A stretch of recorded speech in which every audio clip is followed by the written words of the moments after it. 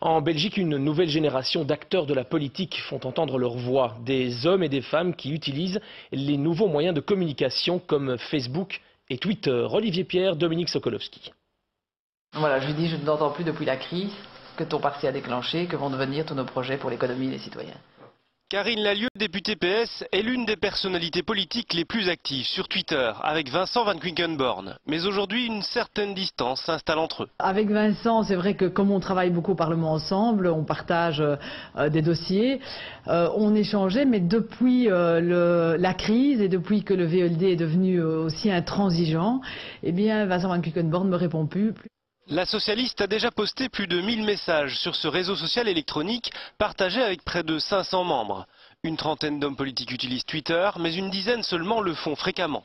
Yves Le Terme, qui envoyait une photo depuis le sommet de Washington sur la sécurité nucléaire, est présent lui aussi. Il faut savoir par exemple qu'en une dizaine de jours, Yves Le Terme a doublé le nombre de suiveurs intéressés par ce qu'il communiquait par Twitter. C'est assez énorme, donc ça veut bien dire qu'il y a un intérêt du citoyen, des journalistes, de monsieur tout le monde, à suivre les hommes politiques sur Twitter, à suivre leur actualité, ce qu'ils font au jour le jour, que ce soit en Belgique ou à l'étranger. En tout cas, ça permet de parler avec des citoyens. Je parle avec des citoyens évidemment dans la rue, dans les réunions, dans les rencontres, dans les débats. Mais là, c'est des citoyens qui ne font pas ça, je crois, mais qui aiment bien avoir des réactions directes. C'est aussi un partage de la démocratie. On m'interpelle aussi sur une politique que je fais, sur un dossier que je suis. Je peux répondre immédiatement, c'est de l'instantané.